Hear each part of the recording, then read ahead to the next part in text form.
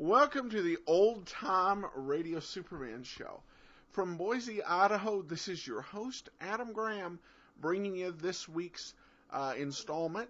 Our first episode, it's Dr. Roebling and the Voice Machine, continuing where first smuggling left off. We'll get into that in a moment. I do want to let you know you can always email me, adam@adamsweb.us. Please cast your vote for the show on Podcast Alley. And always remember to check out Laser and Sword magazine for the latest in new serial fiction. That's laserandsword.com. But let's go ahead and we'll get into Dr. Roebling and the Voice Machine, Part 1. Presenting transcription feature, Superman! Look! Up in the sky! It's a bird. It's a plane. It's Superman! Yes, it's Superman, strange visitor from the planet Krypton, who came to Earth with powers and abilities far beyond those of mortal men. Superman, who can leap tall buildings at a single bound, race a speeding bullet to its target, then steel in his bare hands, and who, disguised as Clark Kent, mild-mannered reporter for a great metropolitan newspaper, fights a never-ending battle for truth and justice. And now to our story.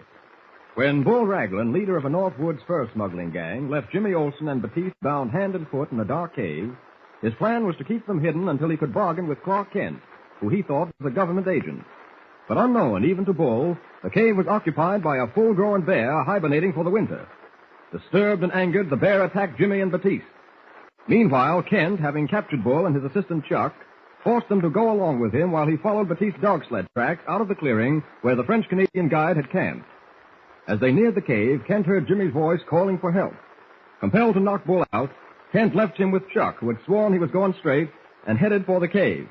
As he neared the entrance, he could hear the wild growling of the bear. Help! Help! I'm coming, Jimmy! Good thing it's pitch dark in there. Come in, again, the bear's coming at me! Jimmy! The kid's fainted. Now I can handle this as Superman. All right, come on, Grizzly. Launch at me. Come on, that's it. Still up on your feet, eh? Oh, you don't like boxing, do you? Want to wrestle, eh? Get me in a bear hug. Okay, come on. There. Now let's see who can squeeze the hardest. I guess that finishes you. Now, let's see. Jimmy seems all right outside of a few scratches. Oh, but poor Batiste is badly mauled. Gotta get them both back to town as soon as possible. Maybe a matter of life or death for Batiste. That means I'll have to leave Bull and Chuck behind and send someone back for them. It's taking a chance, but it can't be helped. All I hope is that Chuck doesn't see me leave the cave as Superman. Well, no time to waste. One under each arm. Out to the entrance. Up! Up! And away!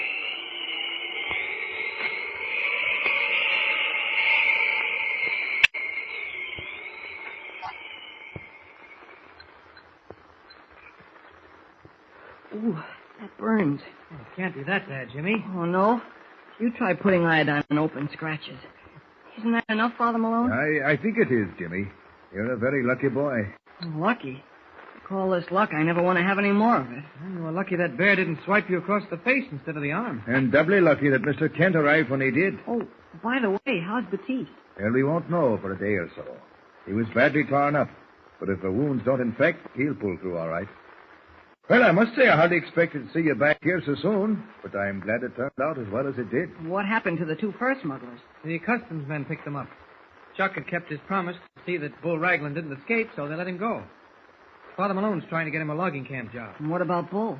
I suppose he'll go to jail. Well, he should for what he did to Batiste and me. Gosh, Mr. Kent, I wouldn't be here now if you hadn't killed that bear. I still don't see how you did it. Oh, I told you I had a knife, Jimmy. Yeah? What puzzles me, Kent, is how you managed to get both Jimmy and Batiste back to Montville without a sled. Well, it was a long hike, I admit. You mean to say you carried both of them 10 miles? Well, Father Jimmy doesn't weigh any more than a puff of smoke, and Batiste is light. It's amazing, Kent. I don't think Paul Bunyan could have done much better. Oh, who's Paul Bunyan? Oh, don't you know, Jimmy? No, Father, I don't. Is he a friend of yours? Jimmy, I'm surprised at you. Haven't you ever heard of Paul Bunyan? No. Why, he was the most famous logger ever to fell timber in the North Woods, Jimmy. And the strongest, too. For they claim he could cut down 400 trees with one swing of his axe. Oh, I don't believe it. No man could do that. Well, Paul Bunyan was no ordinary man. They say he owned a saw that was a half a mile long, and that 200 men used to ride on it while he cut down a stand of timber. Are you trying to kid me, Father Malone? No, Father's not kidding, Jimmy. Any Northwoods logger can tell you stories about Paul Bunyan. Didn't he own a huge ox, Father? Oh, that he did, Kent. A big blue ox he called Bay. That's the one. It was the strongest ox in the world, and Paul used to feed it 3,000 tons of hay every morning and 5,000 tons of oats at night. Oh, where did he get all the hay and oats? I suppose Paul owned a 50,000-acre farm and grew it. 50,000 acres. Paul Bunyan's farm stretched from the northern tip of Minnesota to the southern tip of Michigan.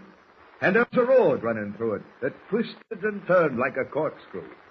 So one day, Paul hitched his big blue ox to the Michigan end of the road, and in 10 minutes, Jimmy, that ox pulled the road out straight as a die, and it never had any more curves in it. Gosh. Talk about Batiste and his tall stories. Well, yours take the cake, Father Malone. Oh, these aren't my stories, Jimmy. They belong to the logging camps. They're a part of America, just like the stories of Hercules were a part of Greece. Oh, then they aren't true. Paul Bunyan never existed. As much as a legend ever exists, Jimmy. Oh, I see. When we get back to Metropolis, Jimmy, I'll buy you a book of Paul Bunyan's stories. Oh, that'll be swell. Say, when are we going back, Mr. Kent? I suppose now that Batiste won't be up and around for a while, our dog sled trip to Canada is over almost before it began. I could get you another guide, Kent. Not as good as Batiste, but dependable. No, Father. I think Jimmy and I might just as well go on home. We both had enough excitement to last us a long time. We'll come up next year for our dog sled trip. Well, don't forget. As a matter of fact, if you let me know in advance, I might be able to arrange to go along with you. Oh, gosh, I hope you can, Father. Are you taking tonight's train, Kent? Yes, Father. That reminds me, Jimmy, you'd better get your clothes packed. We have less than an hour before the train leaves. Well, what time is it now? The clock is just about to strike 7. Okay, I'll be ready in 10 minutes.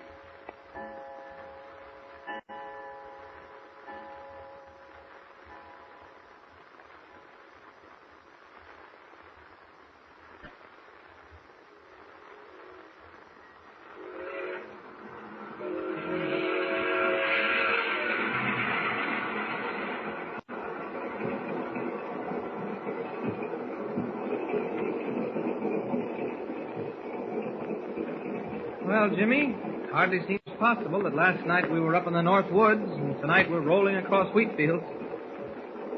Jimmy. Huh? Oh, yes. Yes, what? Oh, I'm sorry. I wasn't listening. I was watching that man across the aisle. Look how his eyes shift, Mr. Kent.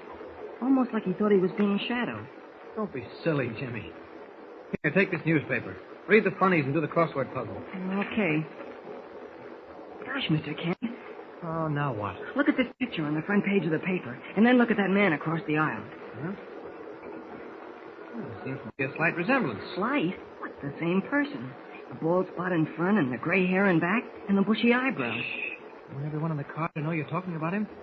Wait a minute, let me see that paper. Why is this picture there, Mr. Kent?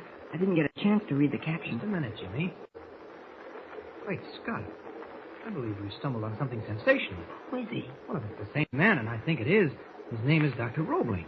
He's the inventor of a new device having to do with communications. Listen to this, Jimmy. Dr. Roebling's device, although the nature of it has not yet been revealed, is said to be so valuable that the one model in existence is insured for $10 million. $10 million? Uh-huh. What do you think the device is, Mr. Kent? I haven't the faintest idea, Jimmy. But if that's Dr. Roebling sitting across from us, he's going to be interviewed by a Daily Planet reporter. So I was right. I knew there was something strange about him. You certainly hit the nail on the head that time. Well, here goes for an attempted interview. I hope you get it, Mr. Kent. I'll just cross the aisle and drop into the seat next to him. Wish me luck. Okay. Good evening, Dr. Roebling. Oh, I beg your pardon. I said good evening, Dr. Roebling. You must be mistaken. My name is Harris.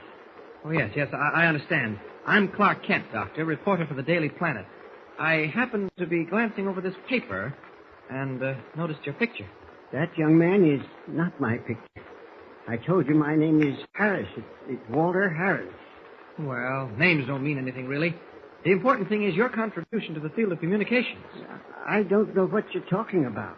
Well, according to this story in the paper, you've just... How many times must I tell you that I have no connection with either the story or the photograph in that newspaper? Haven't you invented a new communications device? No, I haven't. Didn't you insure the model of the device for $10 million? Young man, if you have nothing better to do than annoy total strangers, may I suggest that you devote your unwelcome attention to others?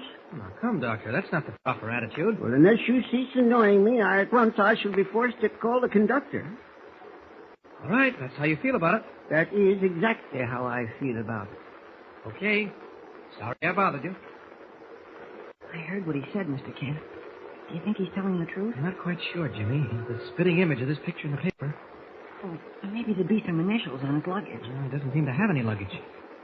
Could be that we're wrong. Oh, gosh, I don't think so. The picture and the way his eyes keep shifting. Look, he's getting up. Probably going into the dining car. Maybe we ought to follow him. No, I don't think so. He'll be back. Well, at least we can stop whispering. Gosh, that sure was exciting for a minute. Jimmy. Yeah? You see that crumpled up piece of paper he left on the seat? Uh-huh. It may be something that'll tell us whether he is Dr. Roebling. Want me to get it? No, you sit tight. I'll walk up to the water cooler at the end of the car and pick it up on my way back. Okay. I'll keep my eye on it. I'll be right back. Gosh, I sure hope there's a clue on that piece of paper. A real exciting clue. What's Mr. Kent wasting time at the water cooler for? Why doesn't he hurry back? Here he comes. I can hardly wait. Okay. What's on the paper? Take it easy, Jimmy. Now wait till I read it. What does it say? Something very peculiar. What? It says, "This is your last warning."